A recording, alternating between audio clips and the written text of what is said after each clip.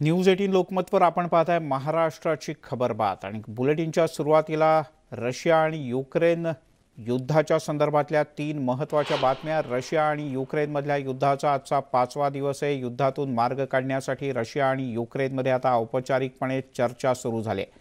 गेल्या तासाभरापासून दोन्ही देशांमधले वरिष्ठ अधिकारी हे बेलारूसमध्ये चर्चेसाठी समोरासमोर आलेत। दरम्यान या युद्धात अनेक नागरिकांचे नाहक बळी गेलेत। दुसरीकडे युक्रेन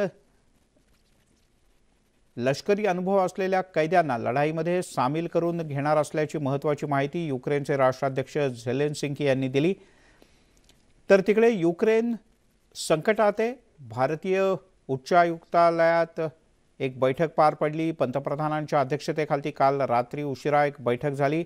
ऑपरेशन गंगाच्या माध्यमातून भारतीयांना परत आणण्याकरता केंद्रातून 4 मंत्री लवकरच हंगेरी आणि पोलंडला रवाना होत आहेत, अशी माहिती सुद्धा समोर आली आहे। तिकडे रशियाने शस्त्रसंधीची मागणी धुडकावून लावल्याची माहिती आत्ताच हाती येते। युक्रेनने शस्त्रसंधीच्या संदर्भात मागणी केली होती, पण ही मागणी रशियाने धुडकावून लावल्याचं कळतं। रशिया आणि युक्रेनमध्ये तासाभरापासून चर्चा सुरू आहे आणि या चर्चेच्या सुरुवातीलाच ही मागणी करण्यात आल्याचं समजतं, पण याला अद्याप अधिकृत दुजोरा मिळालेला नाही। पण जी माहिती सूत्रांनी दिली आहे त्यानुसार तासाभरापासून सुरू असलेल्या या चर्चेमध्ये युक्रेनने जी मागणी केली होती ती मात्र रशियाने धुडकावून लावली।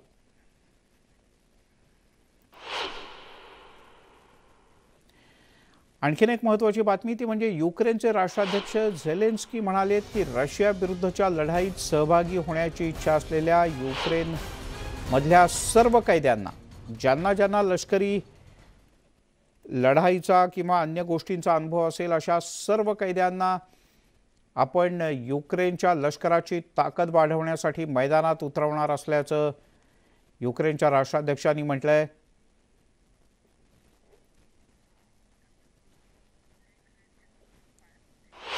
आणि आपण याच संदर्भात अधिक जाणून घेऊयात। आंतरराष्ट्रीय घडामोडींचे अभ्यासक अभय पटवर्धन सर आपल्यासोबत जोडले गेलेत। सर, स्वागत आहे आपलं। युद्धाची दाहकता कालपासून अधिकाधिक वाढत चालली आहे असं आपण पाहतो आहोत। युक्रेनमध्ये अगदी छोट्या मुलीचा व्हायरल झालेला व्हिडिओ असेल किंवा सर्वसामान्य नागरिकही आता ठामपणाने रस्त्यावर उतरत आहेत आणि आपापल्या परीने रशियन नागरिकांचा विरोध करतायत, पण रशिया अजिबात ऐकायला तयार नाही। जी काही आंतरराष्ट्रीय रणनीती किंवा सध्याची जगाची स्थिती पाहता रशिया इतक्या सहजासहजी कोणाचं ऐकेल आणि युद्धात एक पाऊल मागे घेईल असं वाटत नाही। तुम्ही कसा विचार करताय? अगदी बरोबर म्हणाले सर तुम्ही। रशिया हा जेता आहे, सध्या तो जिंकतोय। कितीही उलट्या सुलट्या बातम्या तरी आल्या तरी 2 गोष्टी आपण लक्षात ठेवल्या पाहिजे। Attacker always suffers maximum casualties. Russia हा अटॅक करतोय, त्याच्या कॅज्युलिटी जास्त होणारच। युक्रेन हा डिफेंड करतोय, त्याच्या कॅज्युलिटी कमी होणार। मी जेव्हा कॅज्युलिटी म्हणतो तेव्हा सैनिकांची कॅज्युलिटी असते, सिव्हिलियन लोकांची नाही। जो डिफेंडर असतो त्याची सिव्हिलियन लोकांची कॅज्युलिटी जास्त असते। त्यामुळे युक्रेनमध्ये सध्या जे सिव्हिलियन मारल्या जातात आहे किंवा न्यूज येते आहे की किंडरगार्टनवर मिसाईल्स पडले, इतर गोष्टींवर सिव्हिल एरियामध्ये मिसाईल्स आले, तर ते होणारच। कारण मिसाईल्स आहेत, त्यांच्या उड्डाणाची जी काही क्षमता असते त्याप्रमाणे ते लँड होतात आणि फुटतात। पण जेता माणूस हा ज्यावेळेला त्याच्या विजय हा त्याच्या दृष्टिक्षेपात असतो त्यावेळेला तो काहीही केल्या दुसऱ्याचा ऐकणार नाही, आणि हा विजय रशियाच्या दृष्टिक्षेपामध्ये आहे। युक्रेनच्या मदतीला नाटो राष्ट्र किंवा अमेरिकन राष्ट्रांचे कुठल्याही प्रकारचे सैनिक किंवा एअरफोर्स ॲक्च्युअली वॉरमध्ये येणार नाहीत, ही आता युक्रेनला खात्री पटत चाललेली आहे।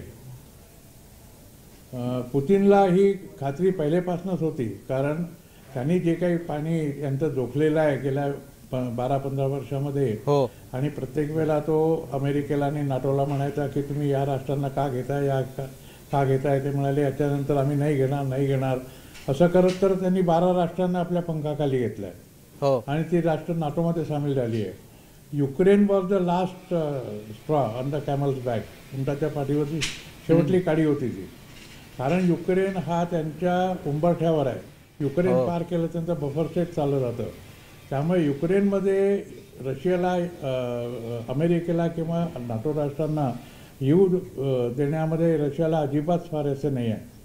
झेलेन्स्की जोपर्यंत आहेत तोपर्यंत ते याला मान्यता देणार नाही.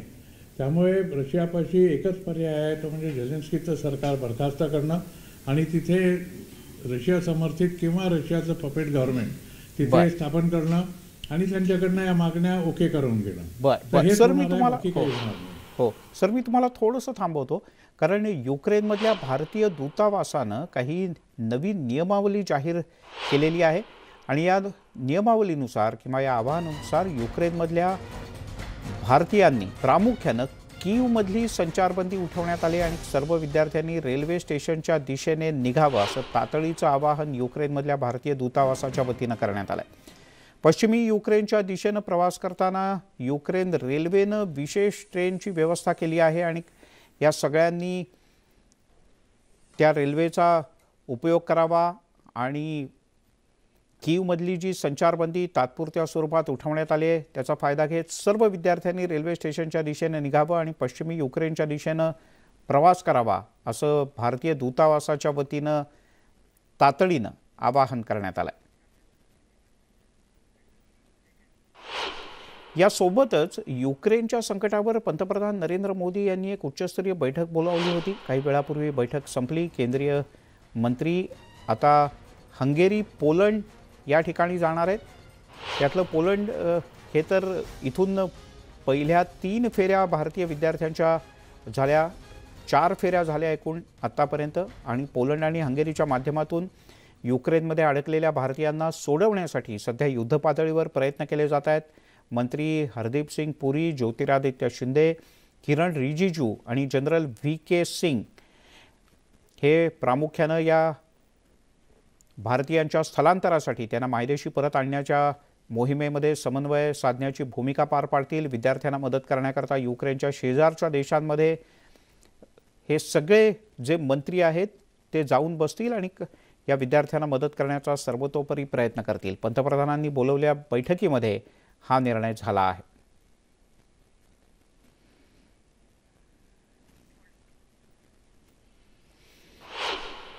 कई देश हैं जो कि यूक्रेन के साथ जिसकी सीमाएं हैं, जिन जगहों से हमारे लोग आ सकते हैं वहां पर किसी का जाना जरूरी है.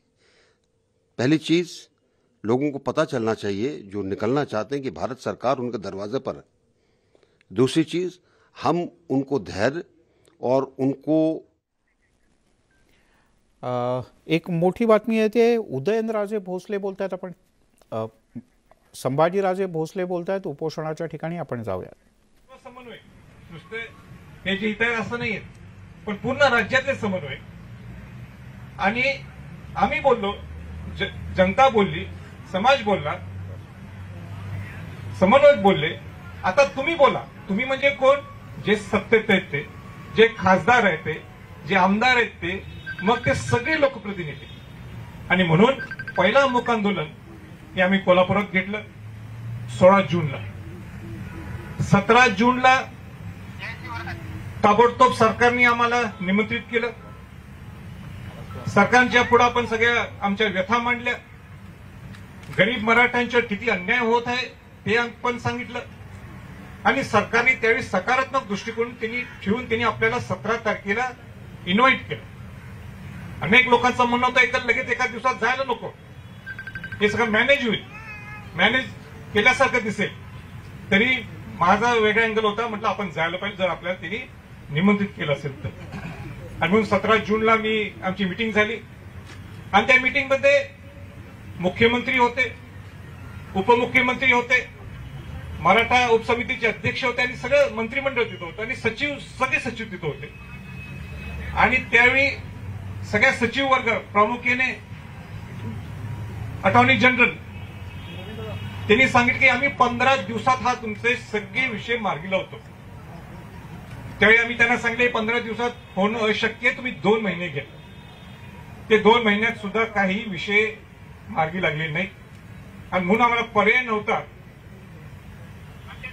किंबहुना मी विसरलो की हा सकारात्मक निर्णय घेतल्यानंतर आता नाशिकला आमचं आंदोलन होतं, मूक आंदोलन, आणि मूक आंदोलन झाल्यानंतर पुढची आंदोलनं घ्यायची नाहीत आम्ही असं ठरवलं.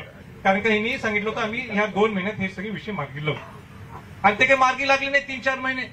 म्हणून नांदेड सारख्या ठिकाणी मोठा महाआंदोलन झालं, परत मूक आंदोलन झालं, पण ते मूक आंदोलन काही राहिलं नाही.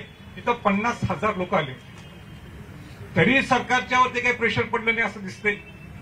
आणि म्हणून मग आम्ही रायगड जिल्हा इथं सगळे ते वेगळा दौरा आम्ही आखला, तरी काही फरक पडला नाही. आणि मग मला शेवटी स्वतःला वाटलं की आता आम्ही बोललो, आता त्यांनी बोलावं त्याचा सुद्धा काही फरक पडत नाही. परत समाजला विटी धरायचं का मी? अनेक लोक मला विचारायला लागले, अनेक समन्वयक मला विचारायला लागले, राजे पुढची भूमिका काय? आणि म्हणून मी स्वतंत्र निर्णय घेतला. मी समन्वयकांना विचारलं नाही, मी माझ्या घरच्या मंडळींना विचारलं नाही. कारण शेवटी ज्या घराण्यात माझा जन्म झालाय ते शिवाजी महाराज शाहू महाराजांच्या घराण्यात, तिथं अन्याय जर कोणाच्यावर होत असेल तो अन्यायाच्या विरोधात लढा देणं हे माझं कर्तव्य मी समजतो. आणि म्हणून अनेक लोकांना आजही वाटतं की आमरण उपोषण हे संभाजी छत्रपतींचा निर्णय चुकीचा आहे काय बरोबर आहे. मलाही कल्पना नव्हता, पण माझी इच्छाशक्ती होती.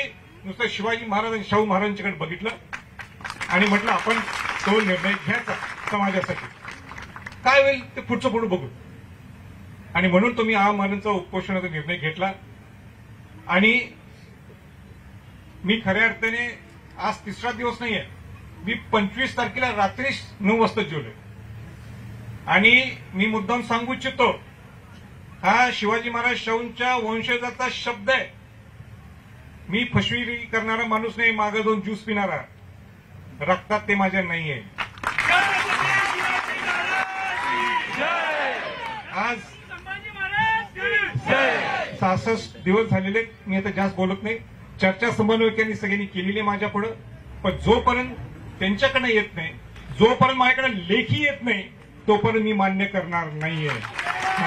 म्हणून माझी विनंती आहे, मी त्यांचं ऐकून घेणार आहे. मी अजून समाधानी नाहीये. त्यांचं ऐकून घेतल्यानंतर त्यांना मी बोलायला लावणार आहे. लेखी दिल्याशिवाय पुढची ऍक्शन नाही. म्हणून तुम्ही सगळ्यांनी शांत बसायचं.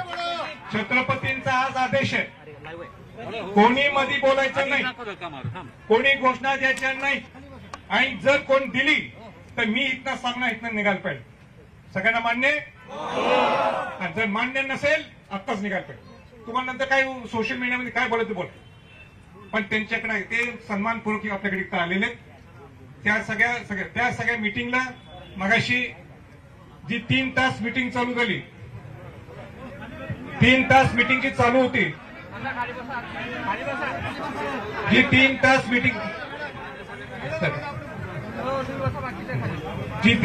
मिटिंग चालू होती, त्या मिटिंगला मुख्यमंत्री महोदय होते, उपमुख्यमंत्री होते, नामदार वळसे पाटीलजी होते, नामदार एकनाथ शिंदेजी होते, नामदार अमित देशमुखजी होते, खासदार श्रीकांत शिंदे होते, आणि तिथं सर्व अधिकारी वर्ग होता. खासदार राहुल शेवाळे होते. आणि म्हणून मी 5 मिनिटं त्यांच्याकडे समजून घेतो आणि मग पुढची जे काही सांगायचं ते आम्ही तुम्हाला 2 मिनिटात सांगतो. पण माझे शब्द लक्षात ठेवा, इथं एक शब्द कोणाकडे नाही. ज्यांना पटत असेल बाहेर जायचं. तुम्हाला वाईट वाटत तुम्ही असं बोलतोय, पण हे कडक का बोलतोय, इथं गोंधळ नकोय. ज्यांना काही रिॲक्शन द्यायची असेल, तुम्हाला सोशल मीडिया तुमच्या हातात आहे. म्हणून शांतपणाने सगळ्यांनी ऐकावं. शिवाजी महाराज शाहू महाराजांचा वंशज या नात्याने मी बोलतो. छत्रपतींचा आदर तुम्ही सर्वांनी करायला पाहिजे, आणि तो आदर कराल हा मला पूर्ण विश्वास आहे.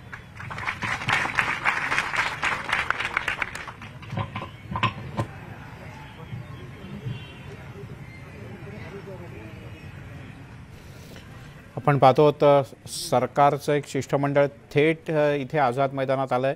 यामध्ये एकनाथ शिंदे आहेत, शिवसेनेचे ज्येष्ठ नेते, यासोबतच दिलीप वळसे पाटील आहेत, राज्याचे गृहमंत्री. पहिल्याच दिवशी दिलीप वळसे पाटील हे आले होते आणि त्यांनी म्हटलं होतं की मी मुख्यमंत्री आणि उपमुख्यमंत्र्यांच्याकडे हा सगळा विषय सविस्तरपणे मांडेन. त्यानंतर काँग्रेसचे नेते अमित देशमुख आहेत, राहुल शेवाळे आहेत शिवसेनेचे खासदार आणि श्रीकांत शिंदे आहेत शिवसेनेचे खासदार, विजय शिवतारे आहेत आणि सरकारच्या वतीनं काही ठोस किंवा असा प्रस्ताव कदाचित आज सकाळी जी वर्षावर बैठक झाली होती त्यात काही निर्णय चर्चा मधल्या काही काळात झालेली असू शकते आणि त्या अनुषंगानं सरकारचं म्हणणं मांडण्यासाठी हे सगळे नेते, थोडक्यात सर्वपक्षीय शिष्टमंडळ सरकारमधल्या तीनही पक्षांचं शिष्टमंडळ इथे दाखल झालेलं आहे. उदय जाधव आपले प्रतिनिधी आपल्यासोबत आहेत. उदय, काही विशिष्ट प्रस्ताव आणलाय सरकारच्या वतीने या चारही प्रमुख नेत्यांनी? आज दुपारी वर्षा निवासस्थानी मुख्यमंत्री उद्धव ठाकरे यांच्या उपस्थितीमध्ये एक महत्त्वाची बैठक पार पडलेली आहे. या बैठकीमध्ये मराठा आरक्षण संदर्भात खासदार संभाजीराजे यांनी जे शिष्टमंडळ नेमलं होतं ते शिष्टमंडळ तिथे उपस्थित होतं. मराठा आरक्षणासंदर्भातले विविध संघटनांचे सगळे प्रतिनिधी उपस्थित होते. त्याचबरोबर महाविकास आघाडीतले वरिष्ठ नेते, मंत्री आणि काही खासदार जे ते उपस्थित होते. एक महत्त्वाची बैठक पार पडलेली आहे. उपमुख्यमंत्री अजित पवार हे देखील या बैठकीला उपस्थित होते. एकूण मराठा आरक्षणासंदर्भात सध्या जे उपोषण आझाद मैदानी ते सुरू आहे, स्वतः खासदार संभाजीराजे हे उपोषणाला बसलेले आहेत. त्यांच्या 7 विविध मागण्या आहेत. त्या विविध मागण्या कशा मान्य करता येतील या संदर्भात एक महत्त्वाची बैठक पार पडली. जवळपास 2.5 ते पावणे 3 तास ही बैठक जी आहे ती सुरू होती. त्यानंतर जी सूत्रांनी माहिती दिलेली आहे त्यानुसार ह्या सर्व मागण्या ज्या आहेत त्या राज्य सरकारने आता मान्य केलेल्या आहेत. एक सकारात्मक बैठक झालेली आहे आणि या सकारात्मक बैठकीनंतर एक अहवाल तयार करण्यात आलेला आहे. खासदार संभाजीराजे यांनी ज्या मागण्या दिलेल्या आहेत त्या मागण्यांवरती राज्य सरकारने सखोल विचार केलेला आहे. त्या संदर्भात महत्त्वाचं जे आहे मागण्या ते म्हणजे सारथी संस्थेसंदर्भात आहे. त्याचबरोबर अण्णासाहेब पाटील महामंडळ आहे त्या संदर्भातल्या मागण्या आहेत. त्या सगळ्या मागण्यांवरती एक सखोल अहवाल जो आहे तो तयार केलेला आहे. तो अहवाल घेऊन आता राज्याचे वरिष्ठ मंत्री आहेत, गृहमंत्री दिलीप वळसे पाटील असतील, नगरविकास मंत्री एकनाथ शिंदे असतील, असे सर्व मंडळी जे आहेत ते आता स्टेजवरती आलेले आहेत. आझाद मैदानी ते संभाजीराजे छत्रपती यांच्यासोबत ते या अहवालावरती चर्चा करतायत. ज्या मागण्या सांगितल्या होत्या त्या मागण्या कितपत मान्य झालेल्या आहेत आणि जो काही अहवाल राज्य सरकारकडून आलेला आहे त्यावरती सकारात्मक चर्चा होते का हे पाहावं लागणार आहे. एकूण जे चिन्ह आणि एकूणच जे सूत्रांकडून माहिती मिळते त्यानुसार एक सकारात्मक चर्चा होते, मागण्या मान्य होत आहेत. त्यामुळे पुढील काही वेळामध्येच खासदार संभाजीराजे हे त्यांचं उपोषण जे आहे ते मागे घेण्याची शक्यता जी आहे ती देखील व्यक्त केली जात आहे. या संदर्भात अधिकृत घोषणा याच आझाद मैदान इथल्या उपोषण तळावरनं स्वतः खासदार संभाजीराजे हे करणार आहेत. त्याचबरोबर राज्य सरकारकडून जे प्रतिनिधी आलेले आहेत, वरिष्ठ मंत्री आलेले आहेत ते देखील बोलणार आहेत. एकूण राज्य सरकार आणि खासदार संभाजीराजे यांच्यामध्ये नेमकी काय चर्चा झाली, किती सकारात्मक पाऊल पुढे पडलेलं आहे त्या संदर्भात सविस्तर माहिती थोड्याच वेळात स्वतः खासदार संभाजीराजे हे जाहीर करणार आहेत. बरं, आता या तीनही प्रमुख नेत्यांमध्ये जी चर्चा सुरू आहे, एकनाथ शिंदे, त्यानंतर गृहमंत्री दिलीप वळसे पाटील आणि स्वतः संभाजीराजे छत्रपती, ही प्रामुख्यानं आज सकाळी जी मीटिंग झाली त्यातनं काही निघालंय आणि त्याबद्दल चर्चा सुरू आहे का? सरकारनं मराठा आंदोलन सुरू झाल्यापासून आतापर्यंत काय काय केलं त्याची उजळणी नेमकी होतीये? मराठा आरक्षणासंदर्भात जो प्रश्न आहे तो सध्या सर्वोच्च न्यायालयामध्ये प्रलंबित आहे. त्याचबरोबर राज्य सरकारकडून ज्या मागण्या आहेत मान्य करण्यासारख्या त्या मागण्यांसंदर्भात खासदार संभाजीराजे यांनी या आधीच राज्य सरकारला प्रस्ताव दिला होता की राज्य सरकारच्या ज्या अखत्यारीत 7 मागण्या आहेत त्या जरी त्यांनी पूर्ण कराव्यात. मात्र त्या मागण्या वेळेवरती पूर्ण झाल्या नाही. म्हणून खासदार संभाजीराजे यांनी आझाद मैदान येथे उपोषणाचं अस्त्र उगारलेलं आहे. त्यांचं उपोषण सुरू आहे आणि या उपोषण झाल्यानंतर कालच तिथे महाविकास आघाडीचे वरिष्ठ मंत्री आणि त्याचबरोबर खासदार हे जे आहेत हे खासदार संभाजीराजे यांना भेटायला आले आणि त्यानंतर पडद्यामागची जी संपूर्ण शिष्टाई आहे ती सुरू झालेली आहे. आज दुपारी खासदार संभाजीराजे यांच्या नेतृत्वाखाली एक शिष्टमंडळ जे आहे मराठा आरक्षणासंदर्भात विविध संघटनांचे प्रतिनिधी त्यामध्ये समावेश होतात. ते सर्वजण मुख्यमंत्री उद्धव ठाकरे यांना भेटण्यासाठी वर्षा निवासस्थानी गेले. वर्षा निवासस्थानी त्यांनी या संदर्भात चर्चा केली. जवळपास 3 तास ही चर्चा जी आहे ती सुरू होती. खासदार संभाजीराजे यांनी ज्या 7 विविध मागण्या सांगितलेल्या आहेत त्या मागण्यांवरती प्रामुख्याने ही चर्चा झालेली आहे. प्रत्येक मागणीवरती बारकाईने चर्चा झाली, त्याची अंमलबजावणी कशी होईल त्या संदर्भात देखील चर्चा झालेली आहे. त्या संदर्भात एक ड्राफ्ट तयार करण्यात आलेला आहे, एक अहवाल तयार केलेला आहे. आणि तो अहवाल घेऊन आता राज्य सरकारचे प्रतिनिधी गृहमंत्री दिलीप वळसे पाटील, त्याचबरोबर नगरविकास मंत्री एकनाथ शिंदे आणि खासदार राहुल शेवाळे, खासदार श्रीकांत शिंदे आणि मंत्री अमित देशमुख हे आता स्वतः आझाद मैदान इथे पोहोचलेले आहेत. खासदार संभाजीराजे यांच्यासोबत ते त्याच अहवालावरती चर्चा करतात. या अहवालामध्ये जे मुद्दे आहेत, जे 7 प्रमुख मागण्या आहेत, त्या मागण्या कितपत मान्य करतात, त्यांची अंमलबजावणी कशी केली जाणार आहे या संदर्भात ती माहिती दिली जाणार आहे. आणि पुढच्या काही वेळातच खासदार संभाजीराजे या अहवालावरती त्यांची प्रतिक्रिया जी आहे ते जाहीरपणे व्यक्त केलं जाणार आहे. आणि हे जे उपोषण सुरू आहे मराठा आरक्षणाच्या संदर्भातलं, विविध मागण्यांच्या संदर्भातलं, ते उपोषण ते मागे घेतात का हे पाहावं लागणार आहे. मात्र चर्चा सकारात्मक होते हे अशी सूत्रांकडून माहिती मिळते. त्यानुसार आता पुढील काही वेळात खासदार संभाजीराजे ते भाषण करतील, त्यांची प्रतिक्रिया देतील या अहवालावरती. त्यानंतर ते त्यांचं उपोषण जे आहे ते मागे घेण्याची शक्यता व्यक्त केली जात आहे. बर उदय तुर्तास धन्यवाद या सगळ्या सविस्तर माहितीबद्दल. आपण पुन्हा एकदा ती दृश्य पूर्ण पाहूयात आझाद मैदानातली, की जिथे शिष्टमंडळ संभाजीराजे छत्रपती यांच्यासोबत बातचीत करतंय.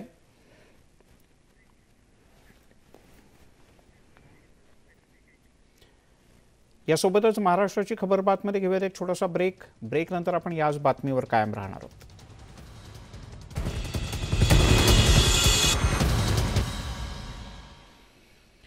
आपण पाहताय महाराष्ट्राची खबर बात आणि थेट जाऊयात आझाद मैदानात. संभाजीराजे छत्रपती यांच्यासोबत राज्य सरकारचं शिष्टमंडळ. राजे स्वतःच बोलतात, ऐकूया. की ज्या मागण्या आम्ही सरकारच्या पुढे ठेवल्या होत्या, काय मागण्या मान्य झालेत मी सांगण्यापेक्षा नामदार एकनाथ शिंदेजी सगळ्यांच्या वतीनं सांगतील. आपण शांत पद्धतीने ऐकावं. आणि ज्यांना कोणाविषयी नाही समजलं तर माझ्या पेजवर या सगळ्या गोष्टी मी टाकतो, म्हणजे तुम्हाला डिटेलिंग त्याच्यातलं सुद्धा समजेल. पण परत एकदा आभाराचं जे मी नंतर बोलेन साहेब सगळे गेल्यानंतर, पण नामदार एकनाथ शिंदेजी, नामदार वळसे पाटीलजी, नामदार अमित देशमुखजी, खासदार राहुल शेवाळे, खासदार श्रीकांत शिंदे, माजी मंत्री, हे सगळे इथं आले आपल्या शब्दासाठी. याबद्दल मी सगळ्यांचं मी मनापासून आभार व्यक्त करतो. मला सुद्धा आपण वाचवलं याबद्दल सुद्धा मी आपला आभार व्यक्त करतो. कारण आज माझा 3रा दिवस होता, ऍक्च्युली 4था दिवस आहे. आणि माझे शुगर लेवल्स, ब्लड प्रेशर 64 पर डॉक्टर श्रीकांत शिंदे माझा खास मित्र आहे. आणि डॉक्टर असल्यामुळे त्यांना सगळे त्याचे पॅरामीटर्स माहीत आहेत, त्यांना जास्त काळजी होती. पण असो, मी नामदार एकनाथ शिंदे साहेबांच्याकडे ते सांगायची गरज नाही ना. ठीक आहे.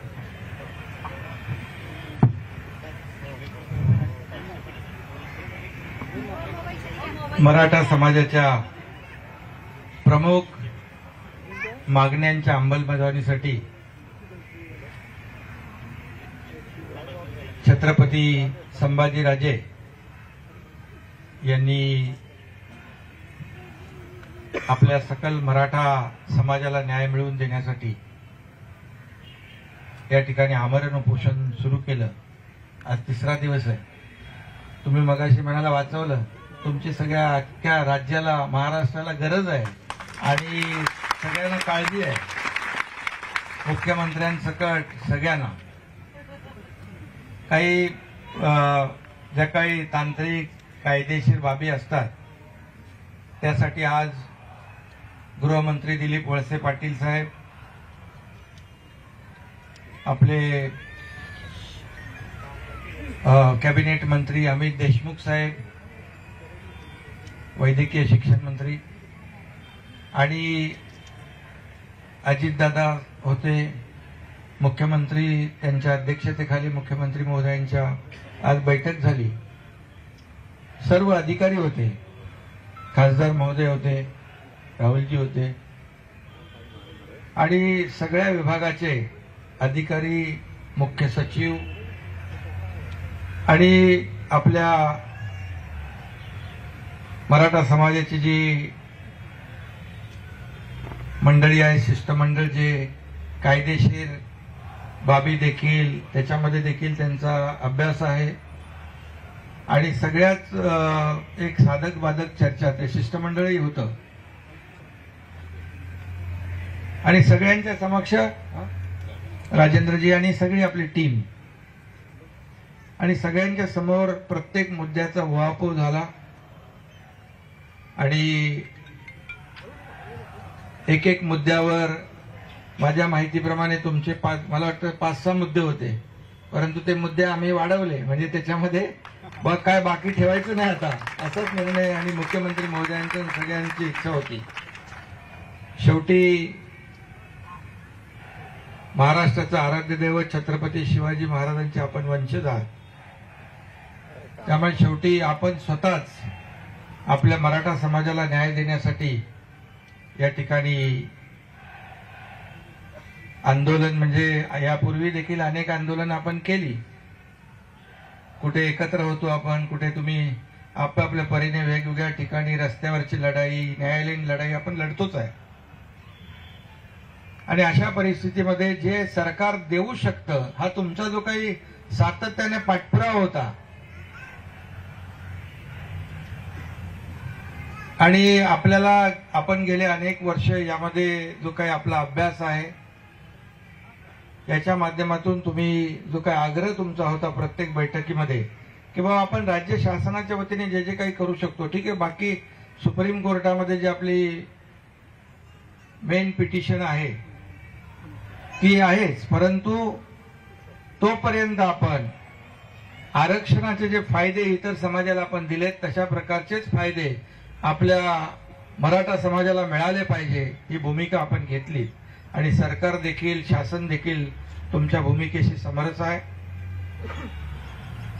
आणि एक साधक बाधक चर्चा केल्यानंतर मुख्यमंत्री महोदयांनी निर्णय घेतला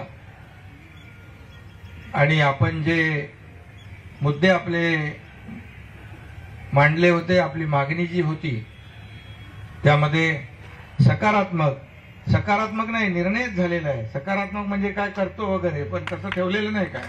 आज आपल्या आंदोलनाला यश, आपल्या लढ्याला यश मिळालेलं आहे. हा खऱ्या अर्थाने आपण केलेला जो काही संघर्ष त्याचा एक आनंदाचा दिवस किंबहुना विजयाचा दिवस म्हटलं तर ते वावगं ठरणार नाही. आणि म्हणून आपण पहिलं जे निर्णय घेतलाय तो सारथीकडून,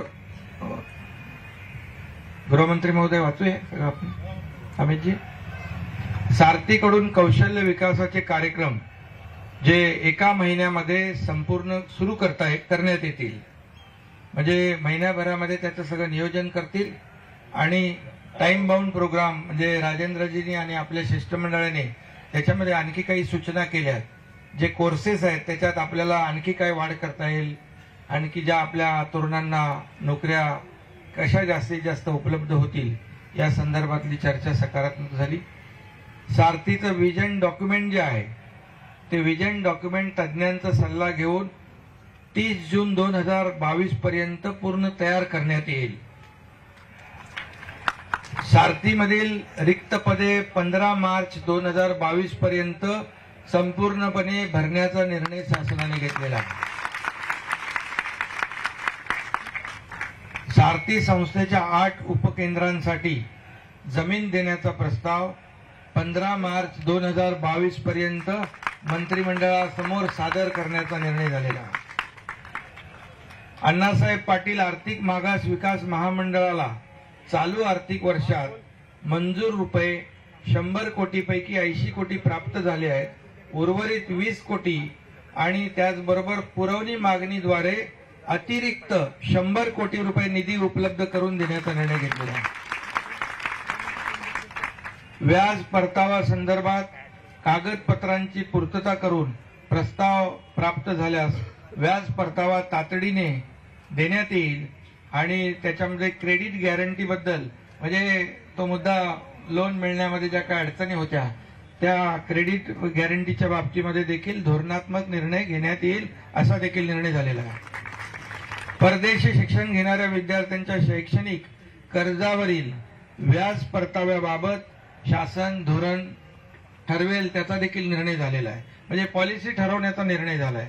जे आपली मुलं परदेशामध्ये शिक्षण घेत आहेत, व्याज परताव्यासाठी कर्जाची मुदत जी 10 लाख रुपये होती ती शासनाने 15 लाख रुपये केलेली आहे. अण्णासाहेब पाटील आर्थिक विकास महामंडळ व इतर 2 महामंडळावर पूर्णवेळ व्यवस्थापकीय संचालक दिनांक 15 मार्च 2022 पर्यंत नियुक्त करण्यात येईल, हा देखील या ठिकाणी निर्णय झालाय आणि संचालक मंडळाची नियुक्ती करण्याचा देखील निर्णय झालाय आणि इतरही कर्मचारी नियुक्त करण्यात येतील. जिल्ह्यात स्थापन करावयाच्या वसतिगृहांची यादी उच्च व तंत्र शिक्षण विभागाकडून आजच उपलब्ध करून देऊन तयार असलेल्या वसतिगृहांचं उद्घाटन मुख्यमंत्री महोदयांच्या शुभ हस्ते जेवढी आपली तयार आहेत गुढीपाडव्याच्या दिवशी सगळी हॉस्टेलचे उद्घाटन करण्यात येतील. कोपर्डी खून खटला प्रकरणी मान्य उच्च न्यायालयात दाखल अपिलाची सुनावणी तातडीने घेण्याबाबत महाधिवक्ता यांना विनंती करून दिनांक 2 मार्च 2022 म्हणजे परवा 2 मार्च 2022 रोजी हायकोर्टमध्ये मेन्शन करण्यात येईल, म्हणजे लवकर बोर्डावरती केस येईल.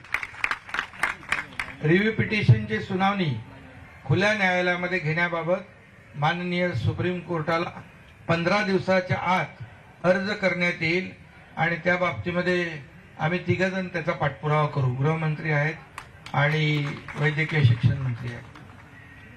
मराठा आंदोलकांवरील दाखल गुन्हे मागे घेण्याबाबतच्या कार्यवाहीबाबत प्रत्येक महिन्यात गृह विभागाकडून आढावा बैठक घेण्यात येईल व प्रलंबित प्रकरणाचा आढावा घेऊन तसेच ज्या आंदोलनात व्हिडिओ फुटेजमध्ये ज्यांचा गुन्ह्यामध्ये सहभाग नव्हता त्यांच्यावरील देखील गुन्हे मागे घेण्याबाबत केस टू केस प्रकरण निहाय निर्णय घेण्यात येईल.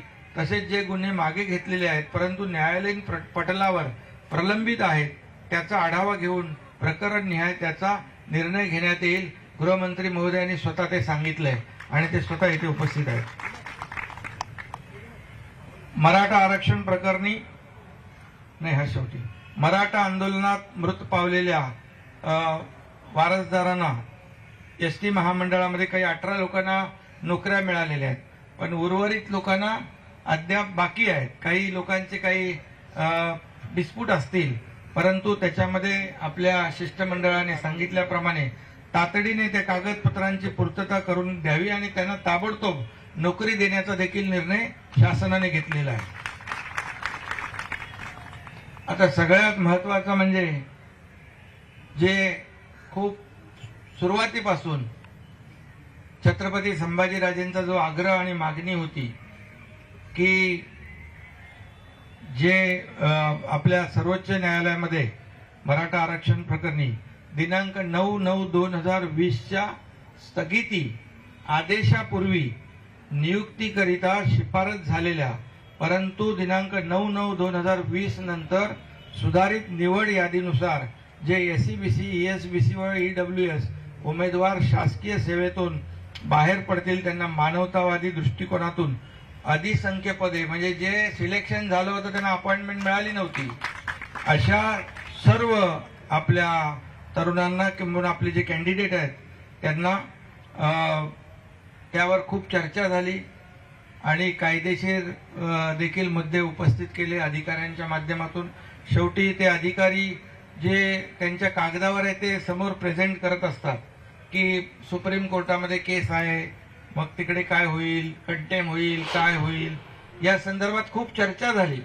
मग ओपिनियन घ्यायची चर्चा झाली, परंतु आम्ही सगळ्यांनी ठरवलं मुख्यमंत्री महोदयांसकट की जे काय होईल ते होईल, बघू आपण कायदेशीर लढाई तर लढतोच आहे, परंतु हा जो प्रलंबित विषय आहे जे आपले लोक सिलेक्शन झालंय पण नोकरीपासून वंचित आहेत त्यांचा जो निर्णय आहे की जे अधिसंख्य पद निर्माण करून या सर्वांना नोकरीमध्ये सामावून घेण्याचा प्रस्ताव जो आहे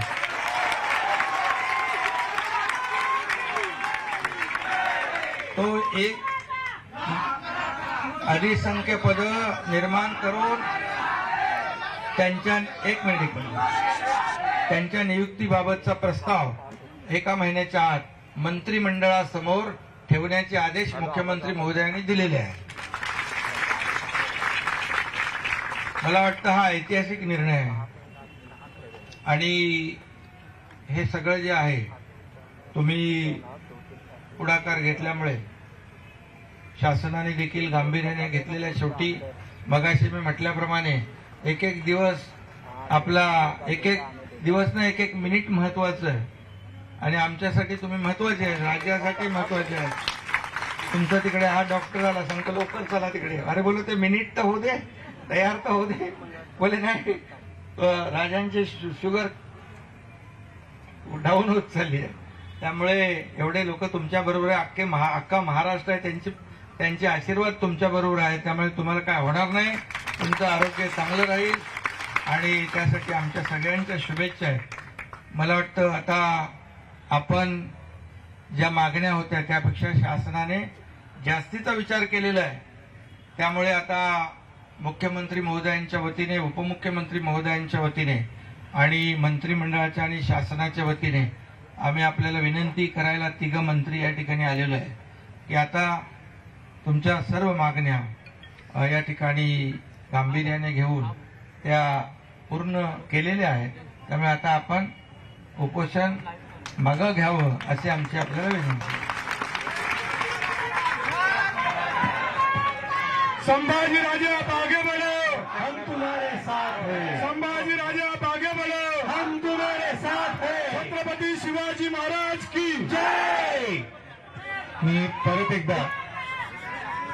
परत एकदा सौभाग्यवती आल्यात ना, राजांच्या सौभाग्यवती कुठे आहेत? या वरती या. त्यांना पण खाल्लं नाही काय? अरे मग डबल का? युवराजनी राजे साहेबांनी खऱ्या अर्थाने या लढ्याला मोटिवेशन दिलेलं आहे, ते अभूतपूर्व आहे. इतकं डेडिकेशन, कौटुंबिक डेडिकेशन आम्ही पहिल्यांदा अनुभवलं. युवराजनी राजे साहेब आम्ही बरोबर हो, आम्ही आहोत.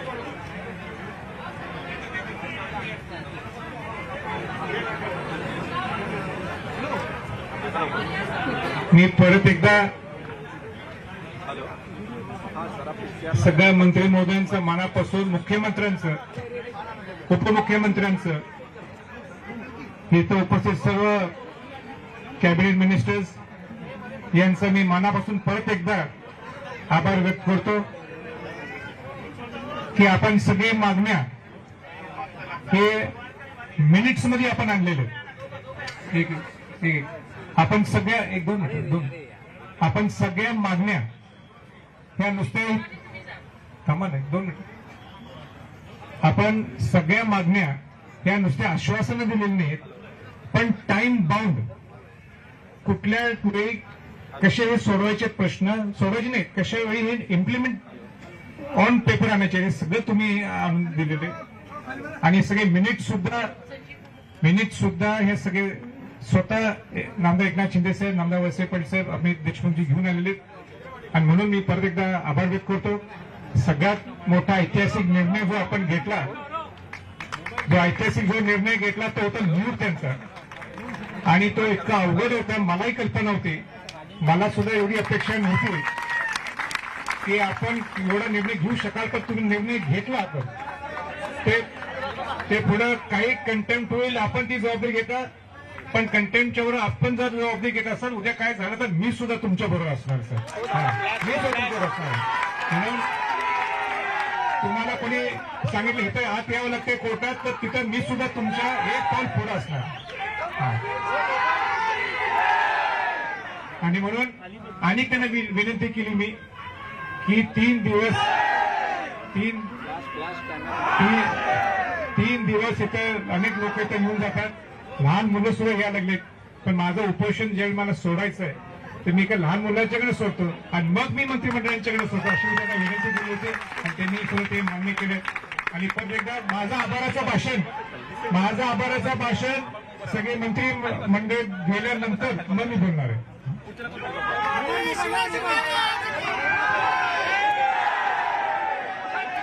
छत्रपती शिवाजी महाराज की, युवराज संभाजीराजे छत्रपती आप आगे बढ़ो.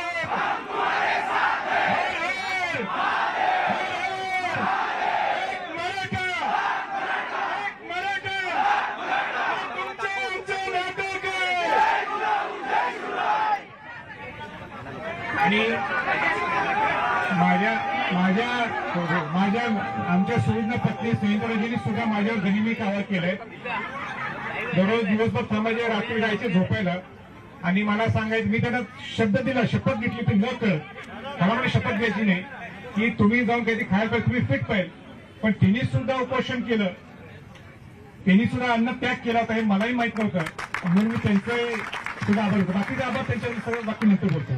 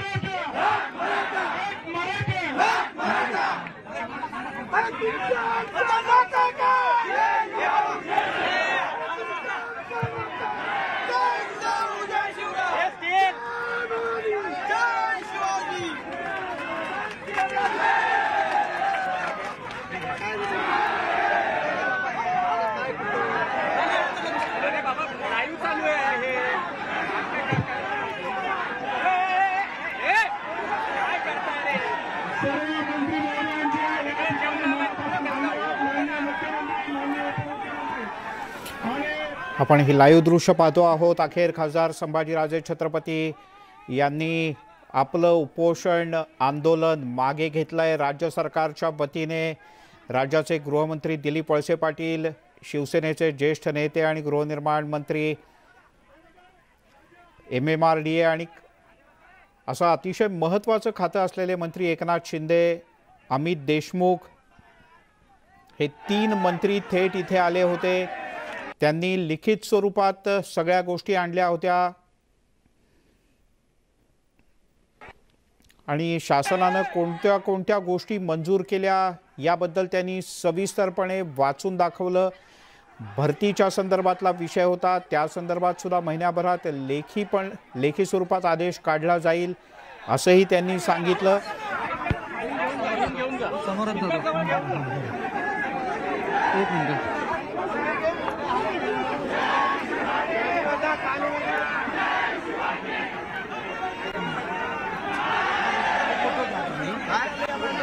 कोंडे साहेब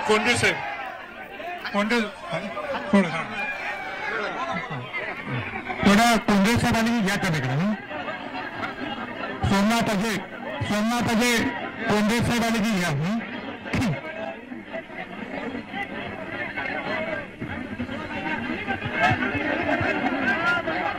आता आपला घरातला कार्यक्रम आहे, आता आपल्या घराचा कार्यक्रम आहे. माझ्या चेहऱ्यात सुद्धा आत्ता हास्य आलेली, मी सुद्धा फार खुश आहे. मलाही कल्पना नव्हती काय होणार आहे पुढे. ऐकून घ्या आता. पण पहिल्यांदा हे आभाराचं माझं मनोगत आहे. चुकून कोणाचं नाव राहिलं असेल मला मागणं प्रॉम्प्टिंग करा, काय हरकत नाही, पण सांगा. सांगतो प्रतियोगिता मी सर्व मराठा संघटना ज्या आहेत, जे इथे उपस्थित आहेत, पण माझ्या सुद्धा मला नेहमी सपोर्ट करतात. खेड्यातून शहरातून आतापासून नाही, 2007 पासून, त्या 2007 पासून मी कुठं महाराष्ट्र पिंजून काढलं या मराठा समाजाला आणि आर्थिक माझ्या गरीब मराठा समाजाला न्याय देण्यासाठी. त्या सगळ्यांचं मनापासून हृदयातून मी आभार व्यक्त करतो. मी कोणाची नावं घेत नाही संघटनेची, पण त्या सगळ्या संघटनेने मला प्रेम केलं, त्या सगळ्या संघटनेने मला ताकद दिली आहे. त्या संघटनेने दाखवून दिलं की हा खऱ्या अर्थाने शिवशाहूंचा वंशज आहे. त्या सगळ्या संघटनेने सांगितलं की राजा नुसतं कोल्हापूरसाठी तुम्ही मर्यादित राहायचं नाही, तुम्ही महाराष्ट्र आणि देशापण शिवाजी महाराजांचं नाव नेण्याचं तुमची जबाबदारी आहे. शाहू महाराज हे नुसतं कोल्हापूरसाठी नाही आहेत, शिवाजी महाराज हे नुसतं महाराष्ट्रासाठी नाही आहेत, त्यासाठी वरील 10 लाखापर्यंत आपण व्याज भरत होतो सरकार, त्याची लिमिट 15 लाखापर्यंत केलेली आहे. असे खूप निर्णय ज्यांची मागणी होती त्याप्रमाणे घेतलेले आहेत आणि त्याला प्रत्येकाला मुदत दिलेली आहे. एक महिन्यामध्ये 2 महिन्यामध्ये हे कम्प्लीट हे टाइम बाउंड प्रोग्राम जे आहेत ते निर्णय आहेत ते झाले. महाविकास आघाड़ी के लिए एक बड़ा चैलेंज है मराठा समाज को न्याय देना. मराठा समाजाच्या आरक्षणाच्या संदर्भात लिया गया है. छत्रपति संभाजी राजे यहाँ पर अनशन पे बैठे थे. आनंद ह्याच्यासाठी आहे. महाविकास आघाड़ी सरकार ने आज बहुत ही महत्वपूर्ण बैठक वहाँ पर ली है. मुख्यमंत्री महोदय जी के अध्यक्ष में और उप मुख्यमंत्री, मैं खुद गृह मंत्री, वैद्यकीय शिक्षण मंत्री, ये सभी लोग वहाँ मौजूद थे और सभी अधिकारी थे यहाँ के. अपने मराठा क्रांति के जो छत्रपति संभाजी राजे हैं उनका शिष्टमंडल भी था वहाँ पर और पूरी तरह चर्चा होने के बाद पूरी तरह टाइम बाउंड प्रोग्राम निश्चित किया है. यहाँ पर अन्ना साहब सारथी जो संस्था है उसे भी जो निर्णय पास लेना है, जो 10 लाख रुपए का जो लोन के ऊपर जो इंटरेस्ट देने की बात थी उसका लिमिट 15 लाख तक किया है. और जो लोग सुप्रीम कोर्ट के स्टे मिलने से पहले जिनका सिलेक्शन त्याला काय म्हणतो आपण, आता विसरालो शब्द मी, महामरण मगाशी आता हे 3 दिवस हे शब्द माझ्या पाठ होतात, हे शब्द विसरून जायला लागले मी आणि ते विसरले. या आमरणच्या साठी हा ऐतिहासिक निर्णय माझ्यासाठी होता. मी घरच्यांना विचारलं नाही, माझी धाडस झाली नाही की संयुक्तराजेंना आणि शहाजींना हा विषय सांगावा. त्यांनी बरोबर समन्वयकांना माहिती काढली. मी माझ्या वडिलांना छत्रपती शाहू महाराज आणि माझी आई यज्ञसिंह महाराणी साहेबांना मी त्यांना सुद्धा सांगितलं नाही. तुम्हाला पटणार नसं मी आज घरची आतली गोष्ट सांगतो. ज्या दिवशी मी आमरण उपोषण करणं असं जाहीर केल्यानंतर मी धाडस माझी एवढी होती की माझ्या वडिलांना महाराजांना सुद्धा मी फोन केला नाही. कारण का ते मला एक वडील असल्यामुळे ते म्हणणारच तुम्ही चुकीचा निर्णय घेतलाय आणि म्हणून मी ते त्यांना सांगितलं नाही. उलट त्यांच्या जवळच्या सहकाऱ्यांना निरोप दिला की महाराजांना सांगा मला फार टेन्शन येईल, मला फार स्ट्रेस वाढेल आणि साहजिकच आहे आणि म्हणून त्यांचा माझा फोन जोडून देऊ नका. त्यामुळे अखेर हे उपोषण मागे घेण्यात आलं. सरकारच्या वतीनं लेखी स्वरूपात या सगळ्या मागण्या मान्य झाल्याचं सांगण्यात आलं. त्याचा कृती आराखडा देण्यात आला. कोणती मागणी कशा पद्धतीनं कधी पूर्ण होणार, अध्यादेश कधी निघणार, मंत्रिमंडळाच्या समोर कधी येणार आणि वसतिगृहाची उद्घाटन कधी होणार हे सगळं सांगण्यात आलं. आणि मग संभाजीराजे छत्रपती यांनी 3 दिवसांपासून सुरू असलेलं आपलं उपोषण मागे घेतलंय. यासोबतच या बुलेटिनमध्ये इथे थांबूयात. पाहत राहा न्यूज 18 लोकमत.